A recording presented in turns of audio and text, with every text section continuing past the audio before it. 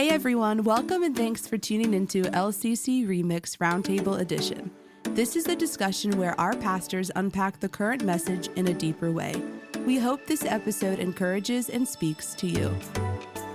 Well, welcome back to another episode of LCC Remix, where we are recording on this nice fake fall morning. There you go. Crisp. Yes. Record setting. Is it really record setting?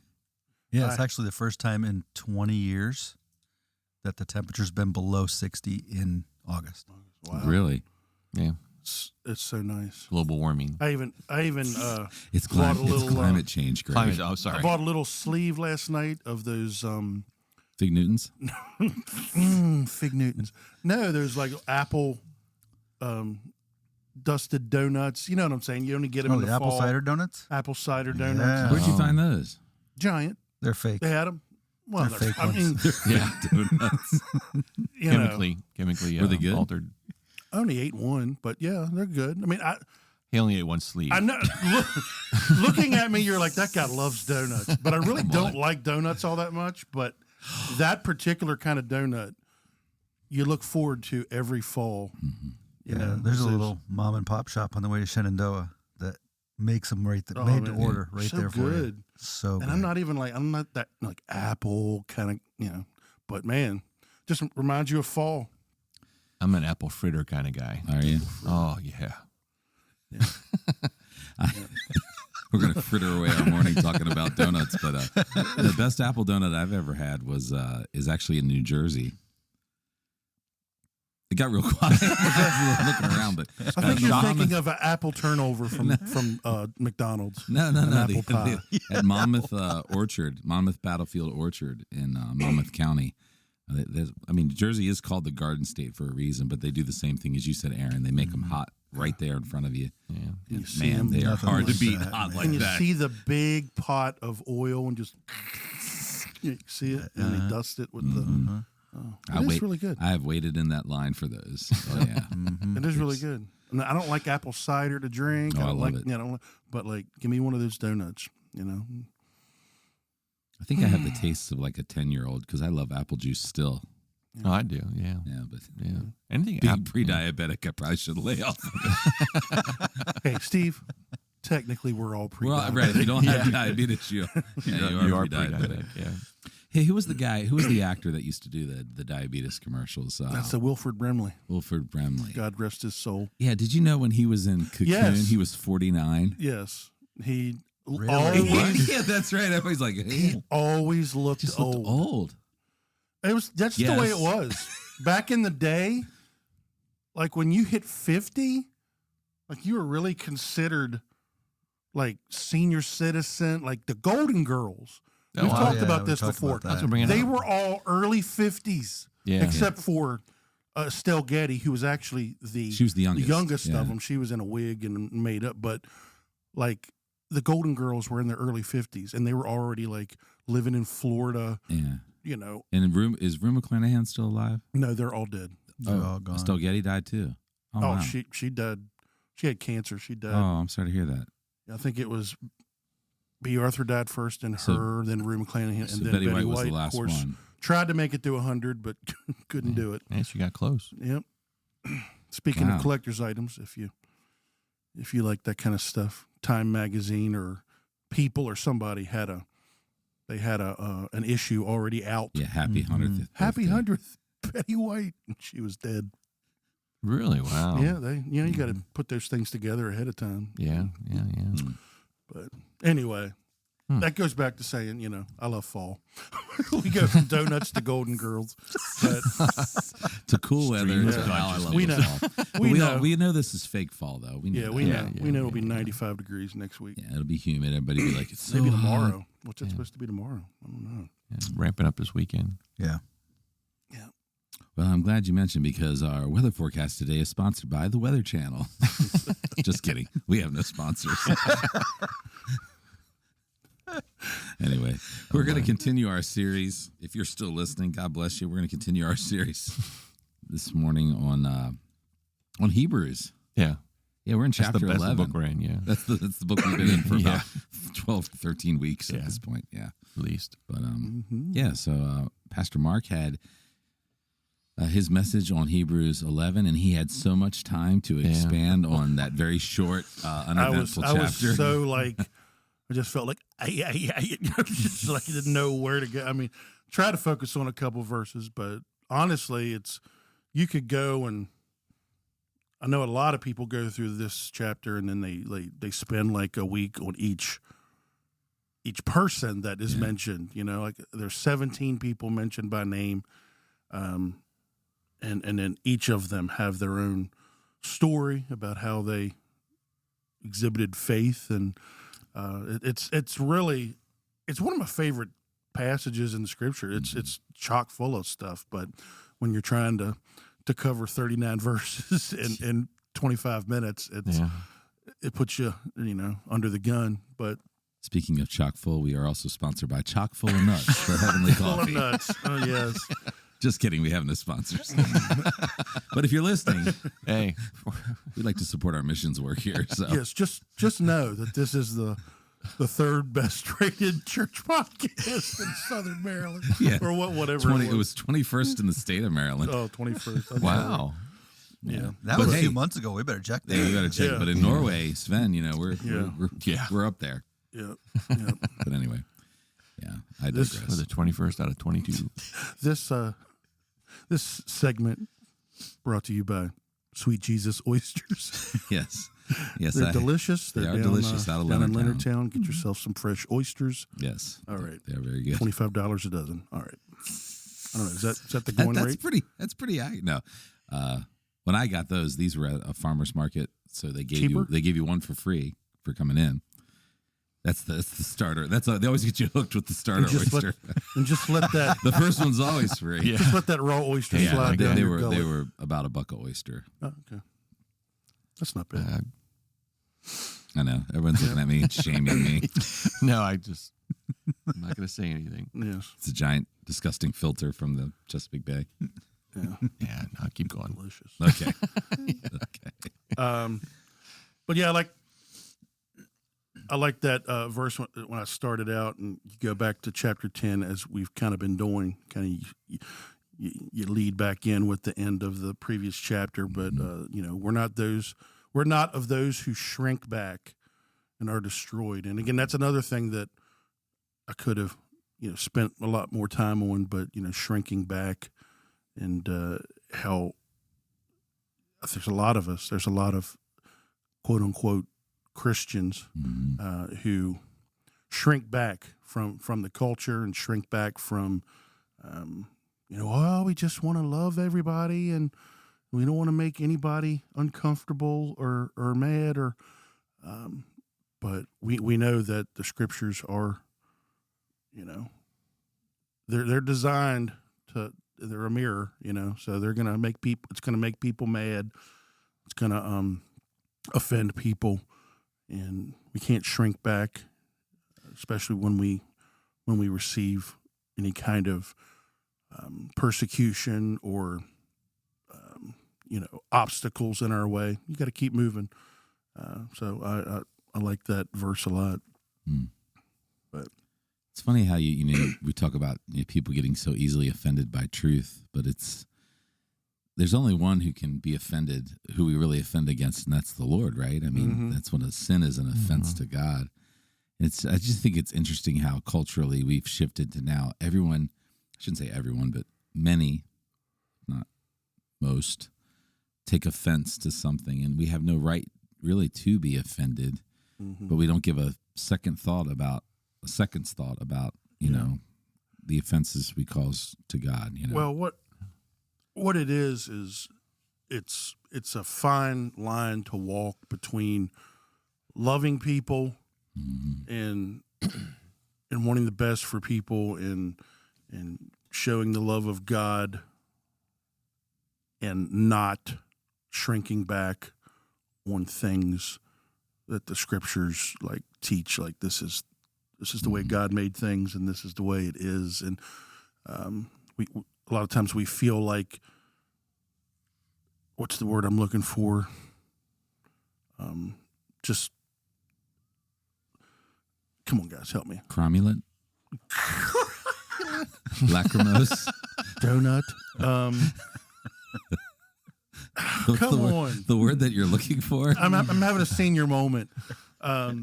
Just kind of putting up with people or tolerance. Yeah, like tolerating people's sin, so to speak, or whatever. That's, do we do that? Where's the line, like, between shrinking back and loving people? I don't know, because we're supposed to be known. We're supposed to be known by our love, but the scriptures say that our love for one for another, which is the church. The church, yeah.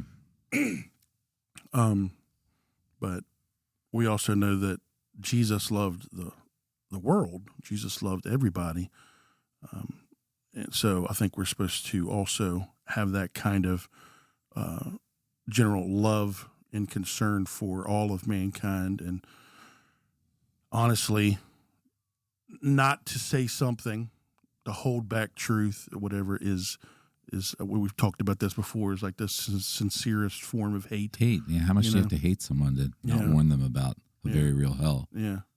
So, but yeah, so I like that. And then we get into chapter 12 and just really starting to explore what faith is. And I was trying to help people understand the difference between like that saving faith and like a living faith, like a day by day. You need to have that initial faith in Christ and put your faith in Him for salvation. But then you need to have faith to live day by day. We see that in James. We're going to walk by faith, not by sight. And we need His help to do that. There are. I didn't mention it, but there's people. There's a gift. There's a spiritual gift of faith, and not everybody has that. And that is, that divine ability to trust God, to rely on His promises. You've been around those people that it doesn't seem like anything shakes them. Like they have that trust and that faith in God. Doesn't mean that all Christians aren't supposed to exercise faith as they walk through life day to day, but some people, I'm sorry, it just comes naturally or supernaturally easier for them. But let's talk about verse 1 real quick. Faith is the assurance of things hoped for, the conviction of things not seen. What do you guys think? Kind of like a definition here of faith. Confidence in things you can't see. How do you get there? I mean, I think you have to start with knowing the one who makes the promise. Like, I mean, you talked about creation. You talked about faith. On Sunday. How whether you believe in God or not, you're ultimately putting your faith. Everyone lives by faith on a daily basis, right? I mean, you did the example with the chair.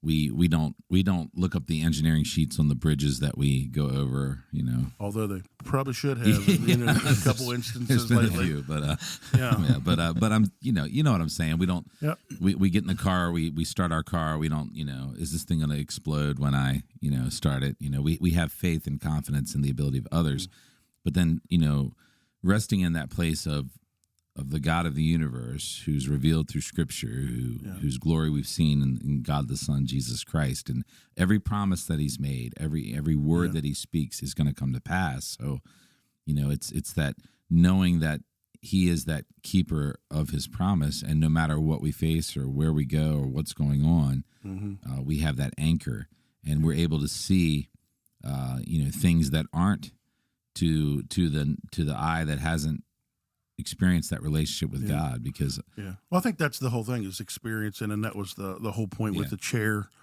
is the person didn't know for sure, until they experienced sitting down in the chair and it was there, and you're like, oh, okay. And I believe that's the same is true with the Lord. Like, yes, there's that initial faith or whatever, but walking by faith day by day, the more you trust Him and the more He proves Himself to you, and the more you experience Him, the easier it gets.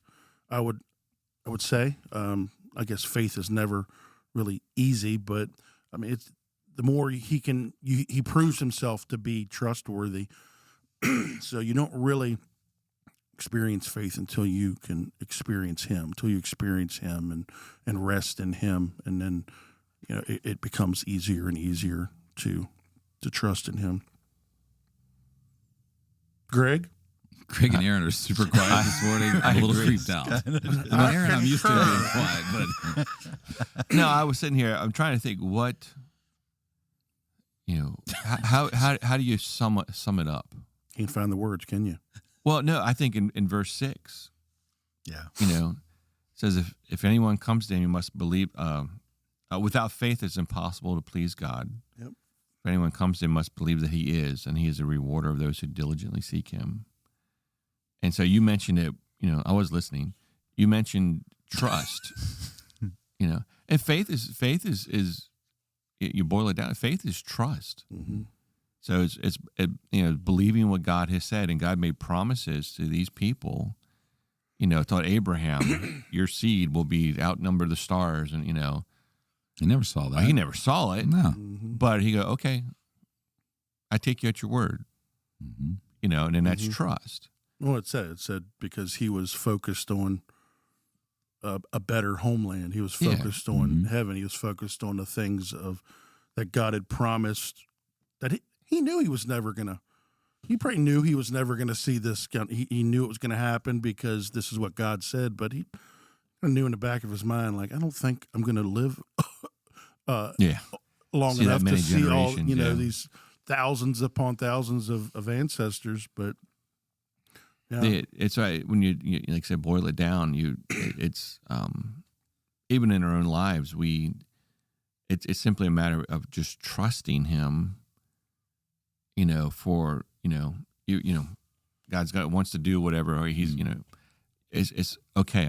I believe you, and that's it. And that's the evidence of things hoped for, things not seen or whatever. I say, even though I don't see this right now, I'm putting my trust in you, right. and you leave it there. And so, this is without faith, it's impossible to please God. And just imagine, so as a father, just imagine, and we experience this more when their kids are teenagers, unfortunately. But when they're little, they hang on to every word. Yeah. They believe everything you say. And what imagine is even as a little child, that you would tell your son or your daughter something, they would question everything you say. I don't believe that. That would hurt. I know God prepares us for teenage years, because that does happen in teenage years. But as a father, just imagine, we feel that as a father, you're wanting your child just to trust you. Don't do this because you'll get hurt if you do this, or this is dangerous, or whatever. Listen to me, trust me. And our Heavenly Father wants us to trust Him. And it says, without faith, it's impossible to please God. Without trusting Him, it's impossible to please Him. Where you have to believe that He is. And I take exception here with NIV says exists. I don't think it's believe. And it's a couple. That's what I was doing is reading through all the different versions that we're talking, and some of them say exist, but a lot of them say He is. Must believe that He is, and He rewards those who diligently seek Him. And I don't like exist. I don't think that's a good word there, but that He is. And He is encompasses a whole lot more than just exists. He is, period. He is the answer. He is everything. He is hope. He is, So must believe that He is, and He rewards those who seek Him, diligently seek Him. And so it's trust. It comes down to trust. Yeah, and that trust is an action. Yeah. I think when you talk about shrinking back in today's society, part of that is we want to say that we trust God, but does what we're saying lead us to action? In our context and our mission here, does that lead us to love God with all our heart, soul, mind, and strength? And then, in turn, does it lead us to love others in spite of the fact that we may agree or disagree with them? Yeah. And as you said earlier, Mark, like, how are we loving each other as the church? We tend to struggle so much because be careful. We we want to believe that our preference is gospel, and so then that's where I become offended, because my action is really what I prefer. Like, I prefer this way, and so when you read down through all those 17 people in that chapter, and all of them went into action when God, like, their faith led to their action. Noah, in a culture and society where rain was or was not, it didn't exist. Like, you could kind of debate that back and forth, but to build an ark was definitely, of course, that size, out of the scope of what normal people would have done. One of my favorite songs right now is that, "Crazy Like Us" is like kind of the name of the song, and the idea that this faith sometimes or often looks crazy to those who are around you.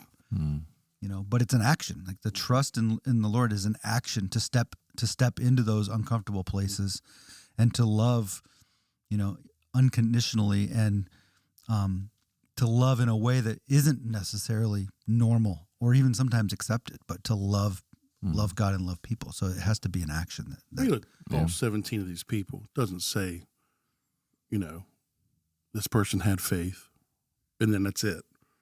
Like, it says they had faith, and this is what they did because of the faith that they had. God asked them, or God prompted them to do certain things, and while it might not have seemed something that they would do on their own, or it might have seemed crazy, or it might have seemed like, sometimes there are things that God asks you to do, and you're like, why am I doing this? I don't get it. But they did, it was action. It's not, I was going through the classic rock tunes, it was more than a feeling. It's not just a peaceful, easy feeling. I was going Boston and Eagles, but it's, it's not just sitting around like, man, I have this feeling of trust and faith. That's not really it at all. There, a lot of times you need to demonstrate faith in spite of trust, in spite of the way you feel.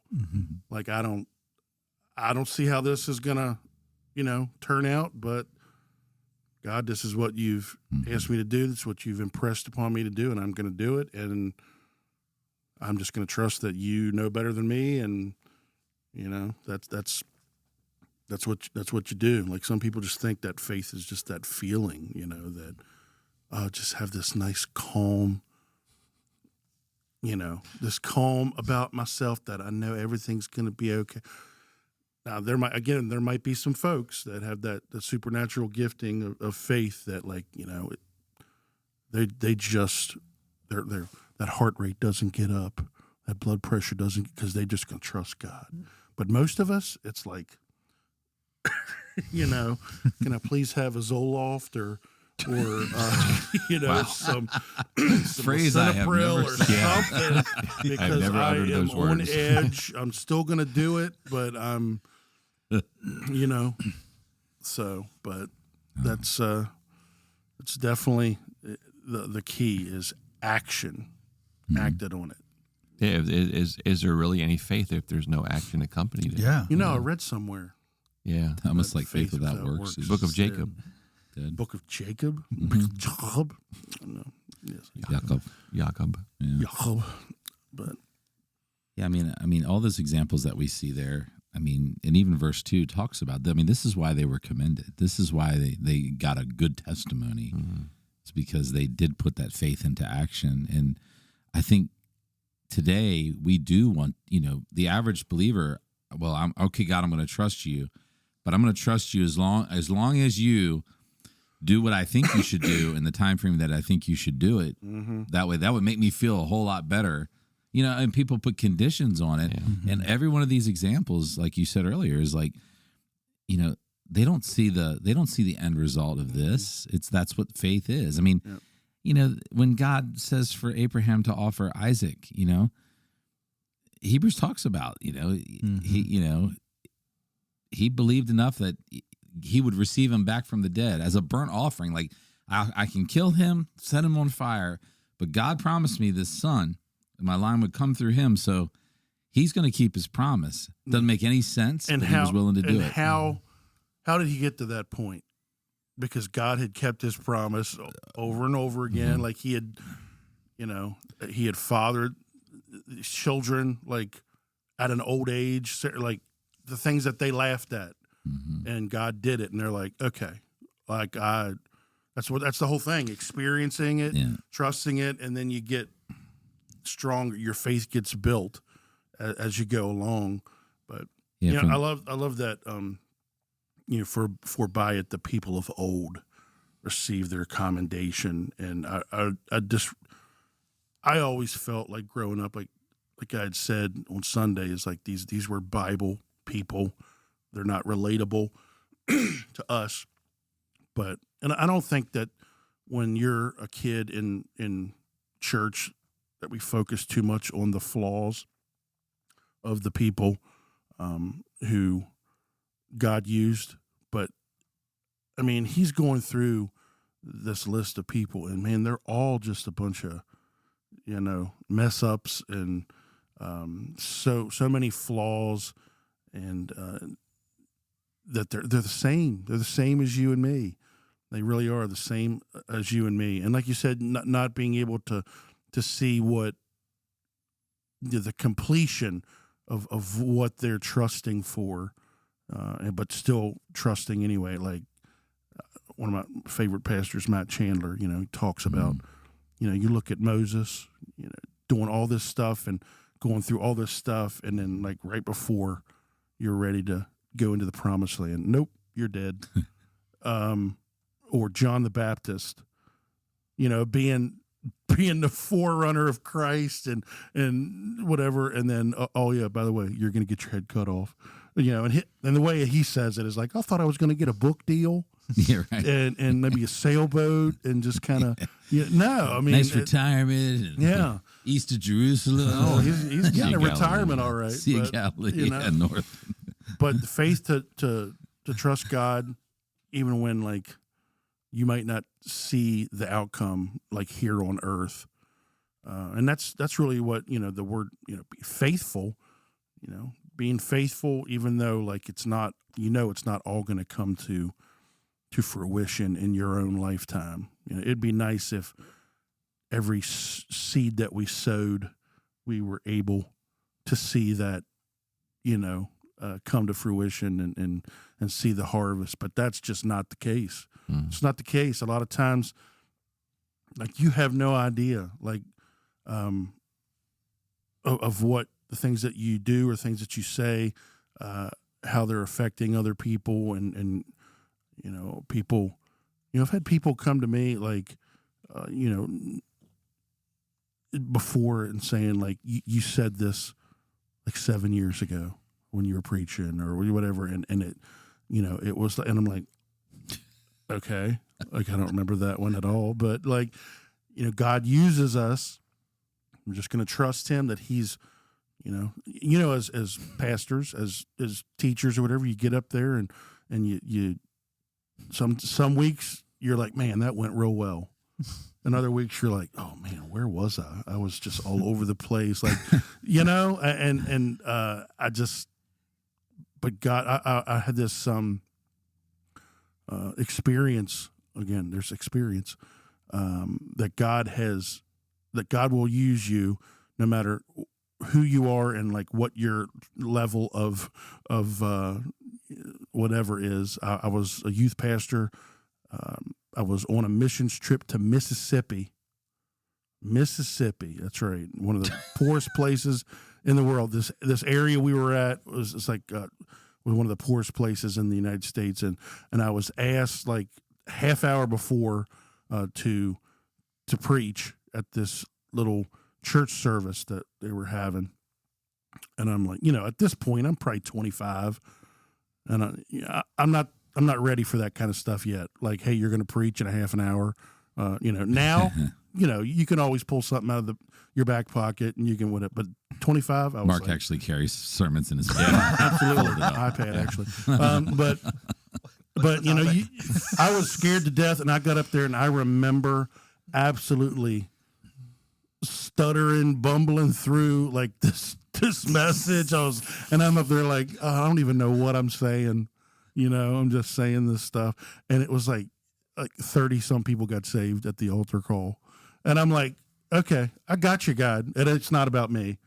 I'm going to trust you that you can use whatever you want, whoever you want, whenever you want to accomplish your purposes, and that kind of thing.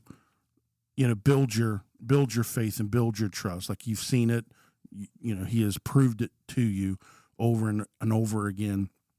So, but there is that point where you have to take that initial step, right? You can't have faith unless you take that initial step.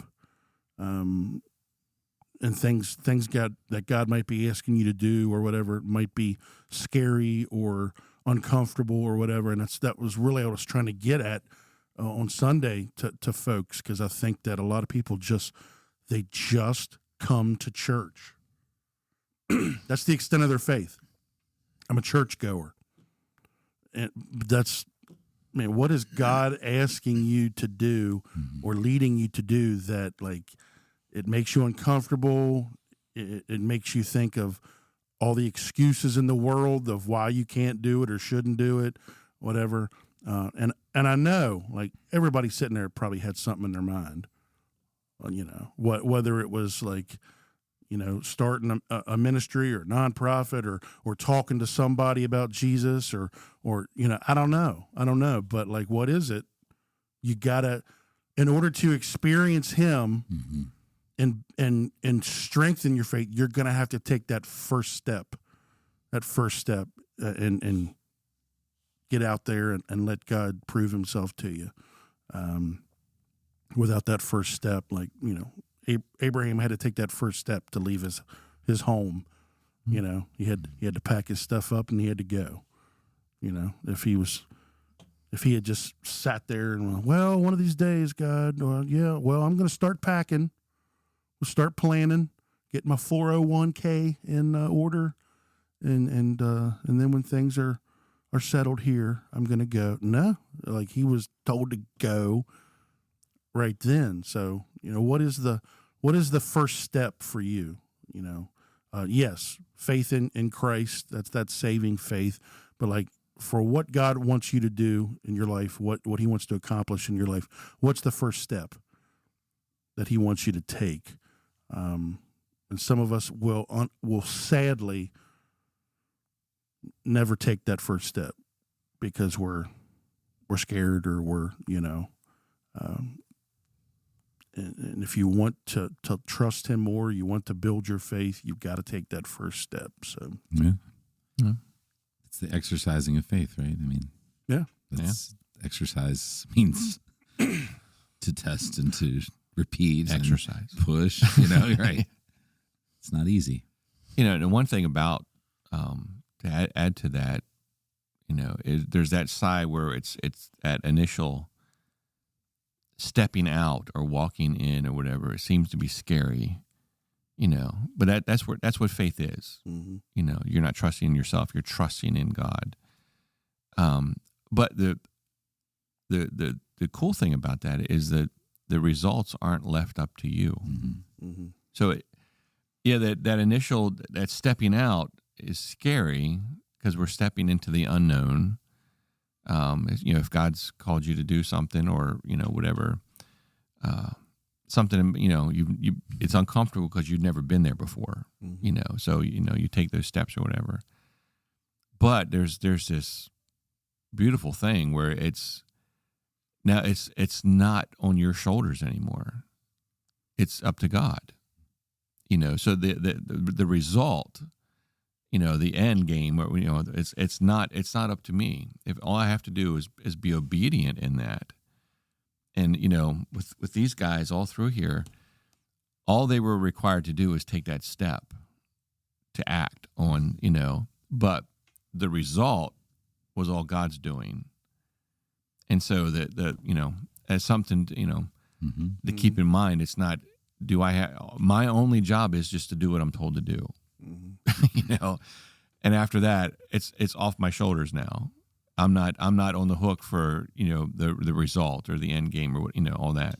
It's just simply walking in obedience, and the rest of it is God.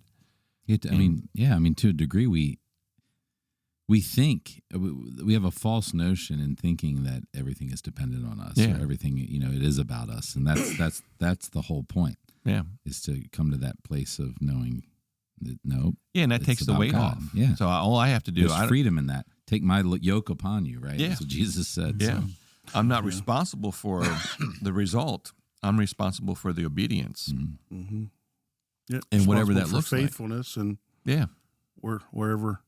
whatever God uses, He uses. It's not up to you. So you feel like, I know there's pastors and whatever that they serve and they're faithful, whatever, and they wish that they could have like some big church, or they wish that they could see thousands upon thousands of people being saved, and they don't see that, and they feel like failures. Like, it's about faithfulness. I look at the church I grew up in, Independent Bible Church, Martinsburg, West Virginia. Thank you very much. And it's not flashy, it's not this like, there's not thousands upon thousands of people, but I see like 2 pastors there that have been there for 40 some years, just serving away, just plugging away and just being faithful or whatever. And they're not going to, they don't have book deals. They're not on like TBN or whatever. And they're not, because a lot of times, honestly, we get pastors now, young guys that go to the pastor because they're looking to build a platform or something. And that is the absolute wrong motivation to go into ministry, by the way. But, does that mean that they're failures because they didn't become world famous, no, man, they're being faithful to what God called them to do. And it's just, who knows what kind of, what kind of outcome there will be and what kind of difference they've made in people's lives, things that they'll never, ever know until they get to heaven. But God doesn't call you. He's not concerned with you getting the results, because He's responsible for that. He's concerned with your faithfulness. And I wanted to ask this, like, I did a sermon on faith. This is probably it was in the high school, in the elementary school. Probably You did it in elementary school? You were in elementary when school? we were meeting in the elementary. Probably about 7 years, 6 or 7 years ago. He But started I got you, preaching at 8 years old. and Hallelujah. one of my things that I remember, asking, and I still ask that, can there be faith without some doubt? Can there be? Like, if there is 100% belief, in something, is that actually faith? Is faith like, I'm about 99% there, but like there's just 1%. I'm like, is this going to work? But you're going to do it anyway. That's the. I don't know. Well, I mean, maybe a different way of looking at it would be like, okay, when courage and fear, right? Mm-hmm. Is courage the absence of fear, or is it the actions we take in spite of the fear that we experience? Mm-hmm. And I would argue that courage is the action that we take. Yeah. I would say the same with faith. Yeah. Faith isn't. Faith is. I'm stepping out in faith, though I don't understand how this is going to go, and my flesh would say, okay, but I'm trusting anyway. Yeah. You know what that's the way I think would there look at it. has to be some seed of doubt or whatever deep. I mean, you look at Abraham. I keep going back to him, but like, well, he's the father of faith. Yes. Even though he took that first step, whatever, and he had faith, and he's looked upon as like I mean, there were times where he tried to do it himself. Yeah. Like, he didn't trust God. It wasn't like this 100% like, oh yeah, God's got it. No, it was like, oh, I don't know if God's got this, so I'm gonna sleep with my younger handmaid, and I'm gonna help God out a little bit. He's still seen as a person that had great faith, but it was not always perfectly executed. So I want you to know, like, God is not after you to be perfect. He's there. He wants you to take that step and to act in faith, even when you doubt, even when you have some fear, and and I think that lesson there is you really don't have to try to help God, because what you end up doing is messing things up for yourself. You're not messing God up, because God already knows what's going to happen, and God has already got those details worked out. But like, you could save yourself some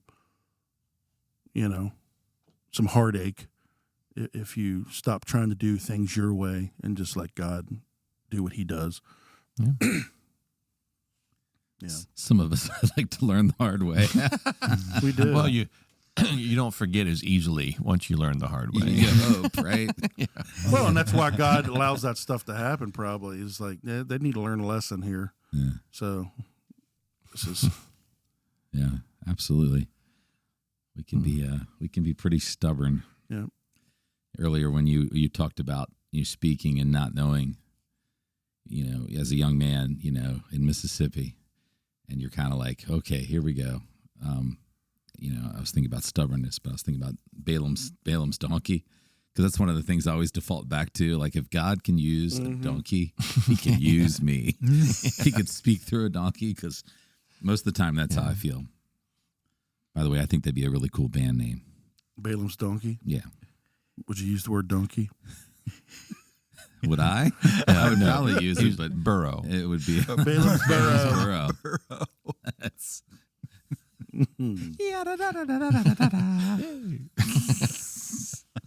cultural appropriation. Just kidding. But I pray that if you're listening to this, that you understand the difference between walking daily in faith and trust in God, and just being a person that just comes to church. Like that really something that God impressed upon me. Like, I just think we have so many people that feel like, I came to church and I did my God thing for the week.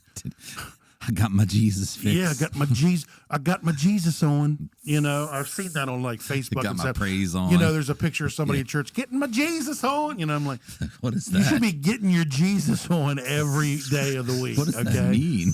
Yeah, Yeah. but It's not a jacket you wear. yeah, it's not a place that you go.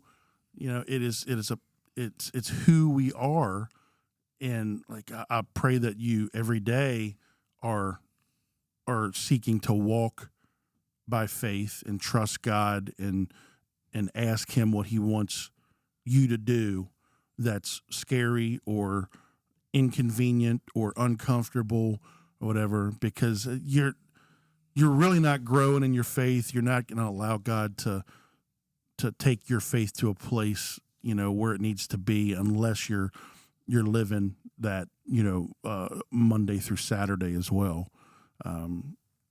But it's sad. Like, I don't know what happened to where we feel like we can do whatever we want to do. And as long as we just come to church on Sunday and give God his time, God doesn't. God That's the doesn't one have thing time. God doesn't need. All of your time is need your God's time. time. God doesn't need your efforts. Yeah. There's one thing I think to throw in. Sometimes I think we think faith is we're trying to psych ourselves up. Mm-hmm. You got to pump yourself up to, and work yourself up into this ultra It's believing. like before a football game. We're gonna win. We're gonna win. We're gonna win. No, we're not. Have you seen those guys? But yeah, it's not like it's not pumping yourself up and psyching yourself out. I got to believe. No, it really is simply trust. And if we can get past all that other stuff, it's just trust. When you trust someone, it's trusting God, and you don't have to psych yourself up. You don't have to, whatever, even in the presence of doubt, you still trust. God, I can't see it, don't know how, and I've prayed those prayers. I've on some major things in my life. I remember one prayer said, God, this looks absolutely impossible. On paper, this does not work. Okay. Yeah. But if you want this to happen, you figure it out. And that was my prayer. And a couple weeks later, I'm not going into details here, but I got a phone call, and boy, howdy, the impossible. He literally shouted out, literally, the impossible happened. That's what our God does. Yeah. And okay. Like, For those of you and that I was don't almost know, like for a while, like, oh, really? Boy Howdy is a 1970s, rally cry. Just wanted to, throw that out there. That was a. But so it's not psyching yourself up. It's not, it's simply trust. And how did that affect your faith moving forward? Strengthened it, right? Oh yeah. Well, that things like that happened over the years. And God proved Himself faithful all the time. But if you never take that step, yeah, you don't give God a chance to prove Himself. Yeah. You stay in your own. I know it's not like a psyching yourself up or whatever, but like there is like I've got to take this step. Like you've got to say to yourself, like, especially on those things that seem to be, scary or uncomfortable, whatever. I'm gonna do this because I'm gonna trust Him. Yeah. He's been good. I believe He's gonna be good. And I'm just going to step and I'm just going to do it. And it could be something as simple. And I think what you're alluding to is it's not something like that. It has to be like this big production or this big thing that you have to start. It could be just something as simple as like, I'm going to give some money to a specific person or cause or church or something, because God said He's going to take care of me, and He's calling me to do this. He's making me feel like I need to do this, and just stepping out and doing it, and letting Him be faithful. Or He's been really bugging me to speak to this person about Jesus, whether it's somebody in your family or somebody at work or somebody, whatever, and you just don't want to do it because you might not feel like enough. I think that's the biggest thing that holds people back. They don't think they know enough.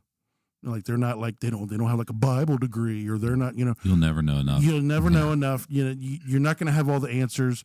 People come to us all the time, and we're like, you know what? I'm not sure about that. I'm usually like, let me. Oh, it's like waiting to have kids. You figure out how to, know everything about parenting. Yeah, I'm gonna wait. Right. I'm gonna wait until we're financially secure. Wait till we can afford to have until we kids. know what we're doing. never going to happen. You'll be Sarah. You'll be Sarah. Yeah. But it's just those little Sarah. things. Like I'm gonna step out and I'm gonna do that. I'm gonna have that conversation tomorrow. Don't be a Sarah. Don't be a Sarah. Craig's like, I don't want to be Sarah.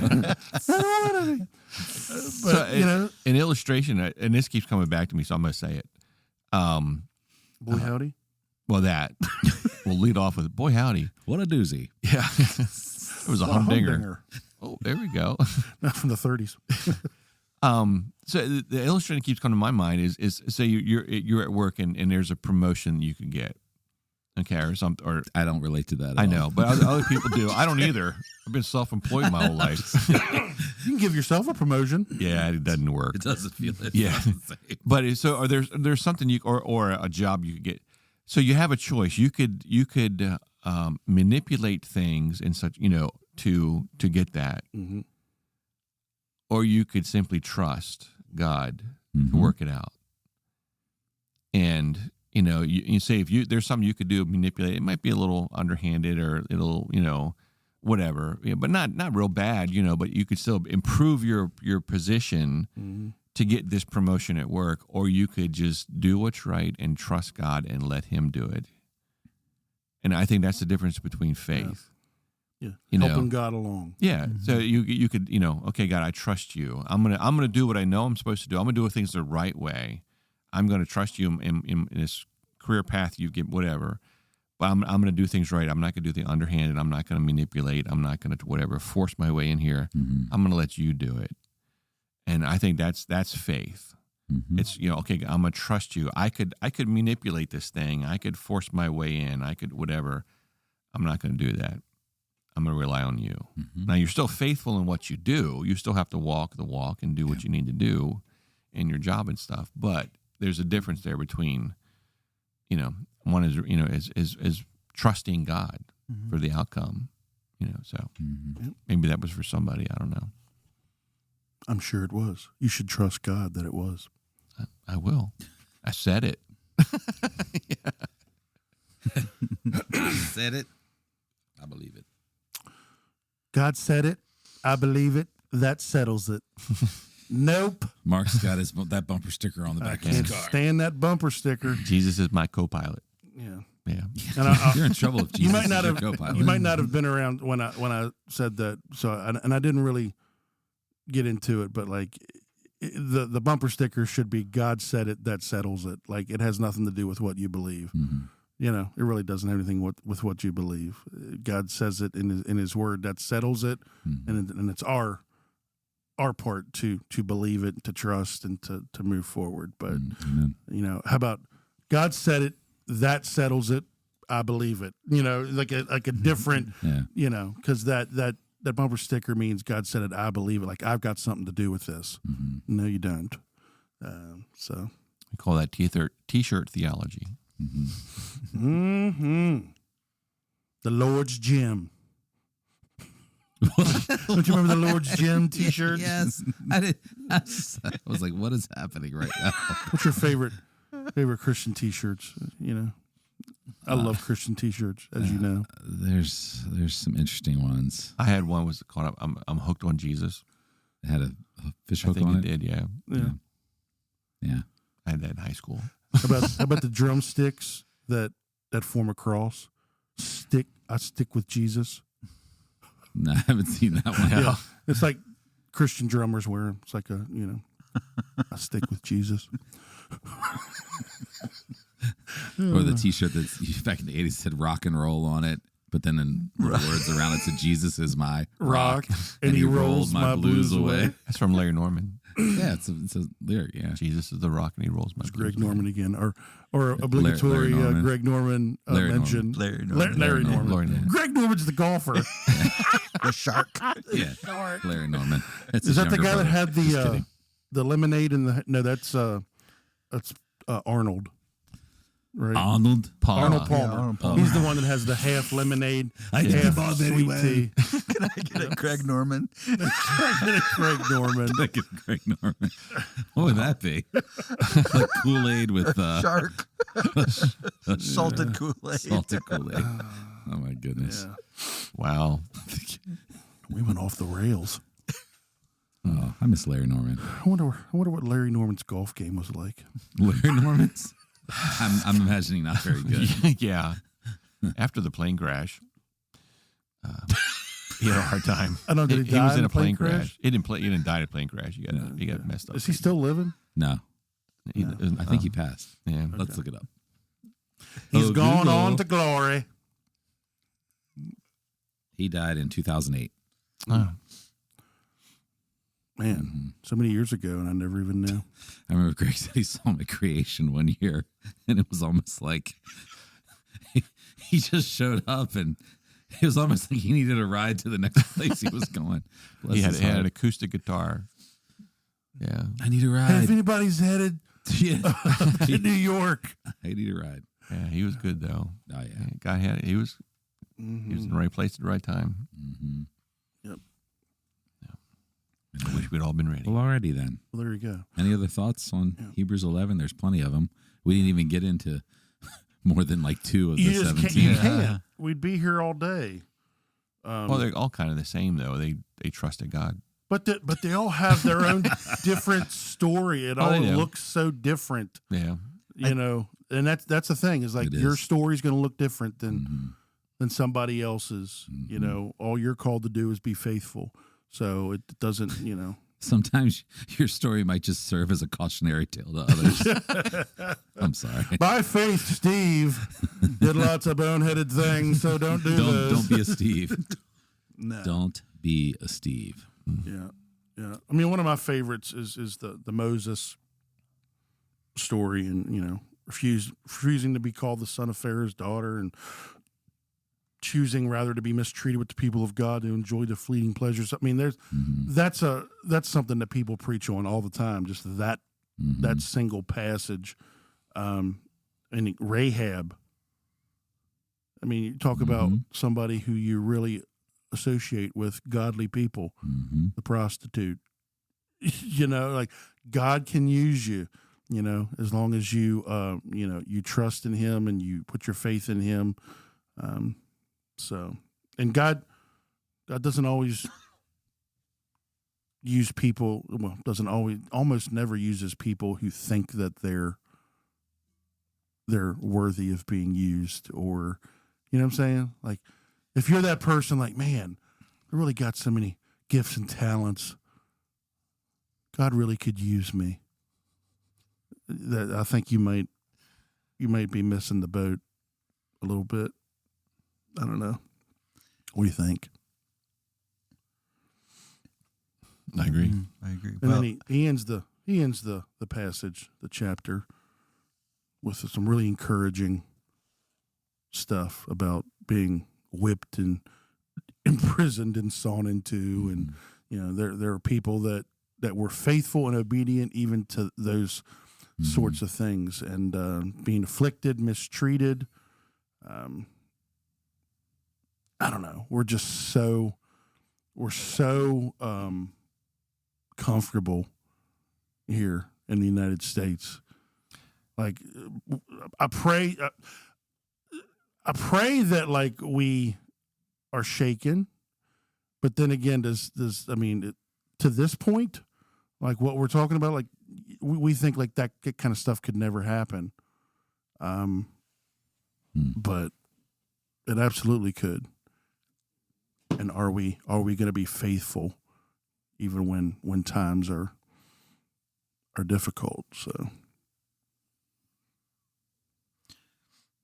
no, I think tying it back to it's been interesting because typically you get Hebrews 11 as like this standalone chapter, but tying it to the entire book of Hebrews like we are, you almost can lose Jesus in this chapter if you're not paying attention.